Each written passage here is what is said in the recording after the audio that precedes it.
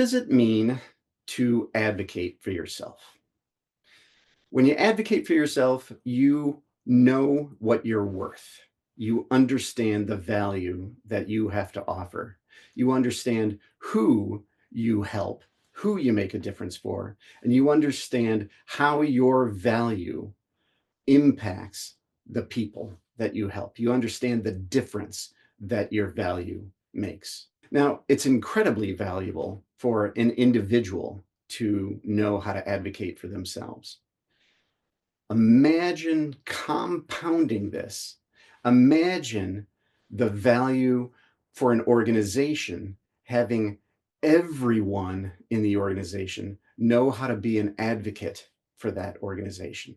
If they knew who their firm was specifically for, if they had the language to communicate exactly what the firm actually does for their clients, what difference they make, imagine that for your firm. As a leader of a professional service firm, I think you want that. I think you want everyone in your firm to be able to advocate for you.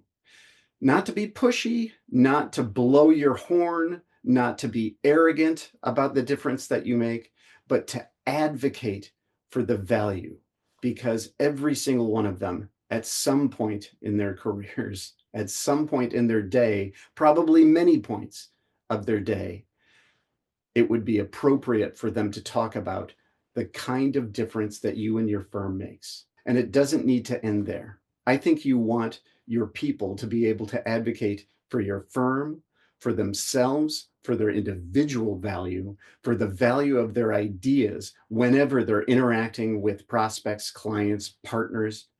I think you want them able to communicate all of that whenever the circumstances line up. And I think you want them to be able to recognize what those circumstances are and the fact that those circumstances have lined up, that it's appropriate for them to speak up. If every member of your team had that simple ability, I think the visibility of your firm, the awareness of your firm would skyrocket.